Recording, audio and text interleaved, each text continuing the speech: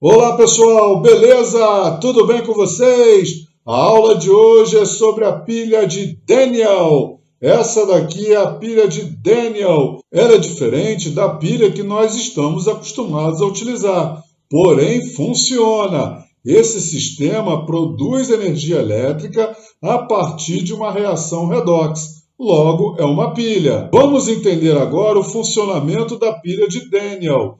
Nesse recipiente há uma placa de zinco mergulhada numa solução aquosa, 1 mol de sulfato de zinco por litro de solução. Esse conjunto é o eletrodo de zinco. Nesse recipiente há uma placa de cobre mergulhada numa solução aquosa, 1 mol de sulfato de cobre 2 por litro de solução. Esse é o eletrodo de cobre. A placa de zinco está ligada à placa de cobre por um fio condutor. Aqui há um interruptor para ligar a pilha e um voltímetro para medir a diferença de potencial elétrico, DDP, desse equipamento. Aqui está um tubo de vidro cujo formato é um U invertido e dentro desse tubo de vidro há uma solução aquosa de um eletrólito. Geralmente esse eletrólito é o cloreto de potássio, KCl. Mais para frente eu vou explicar qual é a função desse tubo de vidro, que é chamado de ponte salina. Essa pilha está funcionando nas condições padrão, ou seja, temperatura de 25 graus Celsius, pressão de uma atmosfera e as concentrações das soluções aquosas são iguais a 1 mol por litro. Para a gente entender como essa pilha funciona, precisamos consultar primeiro a tabela de potenciais padrão de redução para conhecer quem vai sofrer redução e quem vai sofrer oxidação. Vamos lá? Aqui está a tabela de potenciais padrão de redução que eu apresentei para vocês na videoaula anterior. O potencial padrão de redução do zinco é igual a menos 0,76 volt, quando o zinco passa de mais 2 para 0. E o potencial padrão de redução do cobre é mais 0,34 volt, quando o cobre passa de mais 2 para 0. Eu coloquei aqui os potenciais padrão de redução do cobre e do zinco. O potencial padrão de redução do cobre, quando ele passa de mais 2 para 0, é igual a mais 0,34 volt. E o potencial padrão de redução do zinco, quando ele passa de mais 2 para 0, é igual a menos 0,76 volt. Observe que o potencial padrão de redução do cobre é maior. Na videoaula anterior eu falei que quem tem o maior potencial padrão de redução sofre redução. E quem tem o menor potencial padrão de redução sofre oxidação. Então, nessa pilha, o cobre sofre redução, pois seu potencial padrão de redução tem um valor maior, enquanto que o zinco sofre oxidação.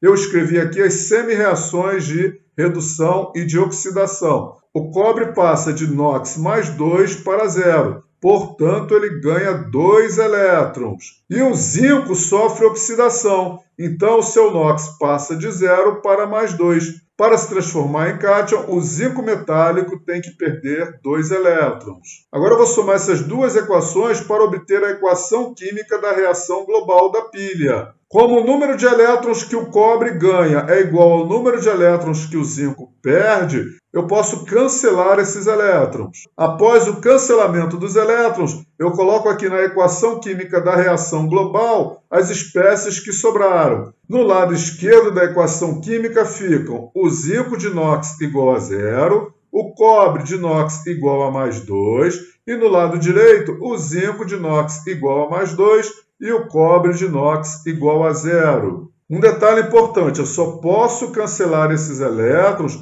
porque o número de elétrons que o zinco perdeu é igual ao número de elétrons que o cobre ganhou. Se fossem diferentes, por exemplo, se aqui fosse 1 elétron, eu teria que multiplicar toda a equação por 2 para poder somar essas equações. Então, o que acontece nessa pilha? Cada átomo de zinco perde 2 elétrons para o eletrodo de cobre. Esses elétrons caminham de forma ordenada pelo fio condutor e encontram o cátion cobre 2+. Portanto, o fluxo de elétrons nessa pilha vai do eletrodo de zinco para o eletrodo de cobre. É o zinco que sofre oxidação, é ele que perde elétrons. E o cobre sofre redução, é o cobre 2+, que ganha os elétrons provenientes do zinco. Como o eletrodo de zinco fornece elétrons para o eletrodo de cobre, o eletrodo de zinco é o polo negativo da pilha e o eletrodo que recebe os elétrons é o polo positivo da pilha. O polo negativo da pilha é onde ocorre a oxidação e o polo positivo da pilha é onde ocorre a redução. Esse polo negativo da pilha é chamado de anodo e o polo positivo da pilha é chamado de catodo. Então a gente conclui que no catodo ocorre a redução e no anodo ocorre a oxidação. Observe o seguinte, o cobre 2+, que está em solução aquosa, ganha elétrons e se transforma em cobre de inox igual a zero. Cobre de inox igual a zero está na placa, é o cobre metálico. Então a gente conclui que o cobre está passando da solução para a placa. O zinco de inox igual a zero perde elétrons e se transforma em zinco de inox mais 2. Isso significa que o zinco está passando da placa para a solução. Como o zinco está passando da placa para a solução, a gente conclui que essa placa vai diminuindo de tamanho com o tempo. Como o cobre está passando da solução para a placa, a gente conclui que essa placa vai aumentando de tamanho com o tempo. Então, olha lá o que acontece. A placa de zinco vai diminuindo de tamanho, ela vai sofrendo corrosão, ou seja, ela vai sendo oxidada, e a placa de cobre vai aumentando de tamanho. O cobre sofre redução. Então, a gente pode concluir que o polo positivo da pilha é o catodo. No catodo ocorre a redução e a placa aumenta de tamanho. O polo negativo da pilha é o anodo. No anodo ocorre a oxidação e a placa diminui de tamanho. Analisando a reação global, a gente observa que o zinco passa da placa para a solução e o cobre passa da solução para a placa. Outra representação utilizada para essa pilha é a seguinte: do lado esquerdo eu coloco a oxidação. O zinco passou de inox 0 para inox igual a mais 2. 2 barras. E do lado direito, a redução. O cobre passou de inox mais 2 para inox igual a 0. O sentido do fluxo de elétrons pelo fio condutor, como eu falei, vai do eletrodo de zinco para o eletrodo de cobre. O fluxo de elétrons é do eletrodo onde ocorre a oxidação para o eletrodo onde ocorre a redução. Vou calcular agora a diferença de potencial elétrico, DDP, ou força eletromotriz, dessa pilha. Eu já mostrei na videoaula anterior que a DDP da pilha pode ser calculada por essa fórmula: potencial de redução maior menos o potencial de redução menor. Se a gente quiser trabalhar com potencial de oxidação, existe também a fórmula: potencial de oxidação maior menos o potencial de oxidação menor. Mas eu prefiro trabalhar com potencial de redução, que é o mais utilizado. O potencial de redução maior é o do cobre, mais 0,34 volt. E o potencial de redução menor é o do zinco, menos 0,76 volt. Então, fazendo essa diferença, cuidado aqui, ó, menos com menos é igual a mais. O resultado é 1,10 volt. A DDP de uma pilha é sempre positiva, portanto não precisa colocar o sinal. O polo positivo da pilha é chamado de catodo, é onde ocorre a redução, que corresponde ao eletrodo de cobre. O polo negativo da pilha é o anodo, onde ocorre a oxidação, que corresponde ao eletrodo de zinco. O eletrodo cuja placa sofre aumento de tamanho é o eletrodo de cobre, onde ocorre a redução. E o eletrodo cuja placa sofre corrosão, ou seja, diminui de tamanho, é o eletrodo de zinco, é onde ocorre a oxidação. Pessoal, um macete para a gente memorizar quem é o catodo e quem é o anodo da pilha. No catodo ocorre a redução e no anodo ocorre a oxidação. Consoante, consoante, vogal, vogal. Ou pão. Na pilha, o anodo sofre oxidação. O anodo é o polo negativo da pilha. Portanto, o cátodo sofre redução. O cátodo é o polo positivo da pilha. Pessoal, ficou faltando explicar a função da ponte salina. Então vamos lá. Antes da pilha começar a funcionar, as quantidades de íons Zn2+, e SO4 2- na solução aquosa do eletrodo de zinco eram iguais, e as quantidades de íons Cu2+, e SO4 2- na solução aquosa do eletrodo de cobre também eram iguais. Ao se acionar o interruptor, a pilha começa a funcionar e os átomos de zinco presentes na placa perdem elétrons e se transformam em cátions Zn2+. Esses elétrons caminham pelo fio condutor e, ao encontrarem os cátions Cu2+, provocam a sua redução. Esses cátions se transformam em cobre de inox igual a zero. Como os átomos de zinco passam da placa para a solução, se transformando em cátions Zn2+, a quantidade de cátions fica maior que a quantidade de ânions nessa solução.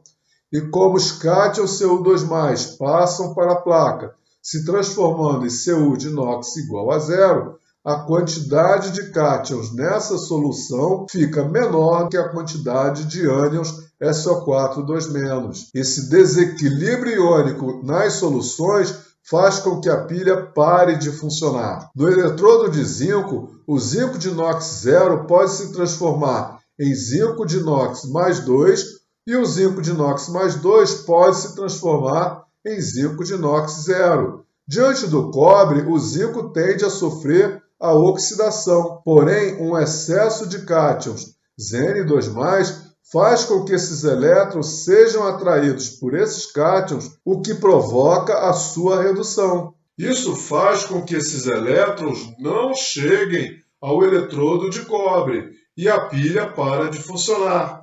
A ponte salina tem a função de manter o equilíbrio iônico nas soluções, o que possibilita o funcionamento da pilha. Normalmente ela é um tubo de vidro em formato de U invertido, contendo uma solução aquosa de um eletrólito, que geralmente é o cloreto de potássio, KCl. Essa solução aquosa contém cátions K+, e ânions Cl-. A ponte salina possibilita o deslocamento de ânions para a solução aquosa do eletrodo de zinco, de forma a neutralizar o excesso de cátions Zn2+. Ela também possibilita o deslocamento de cátions para a solução aquosa do eletrodo de cobre, de forma a neutralizar o excesso de ânions SO4 2-.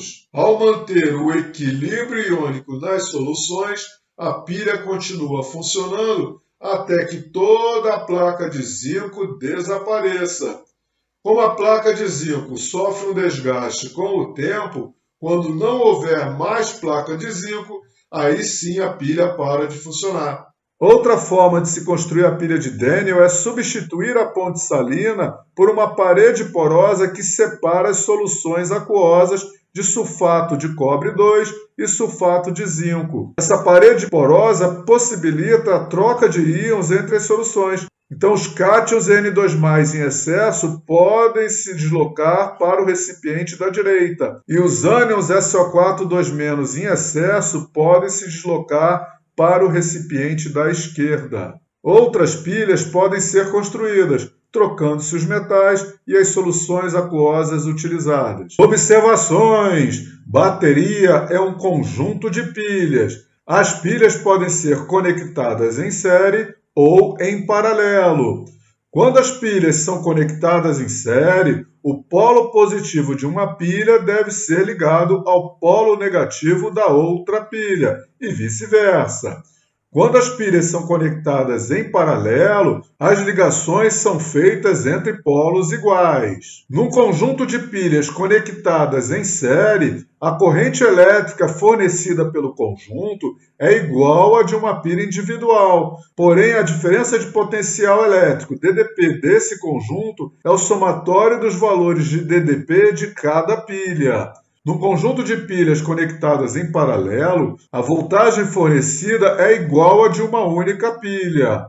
Porém, a corrente elétrica total é a soma das correntes geradas pelas pilhas do conjunto. Beleza? Show de bola! Aprenderam direitinho como funciona uma pilha? Bem tranquilo, não é? Então é isso aí. Se você gostou desse vídeo, não esqueça de deixar aquele seu like bem bonitinho. E também, se você ainda não é inscrito no meu canal, vai lá, se inscreva já! Eu agradeço de coração por você ter assistido essa videoaula até o final. Já estou indo, até a próxima videoaula. Tchau, tchau! Fui!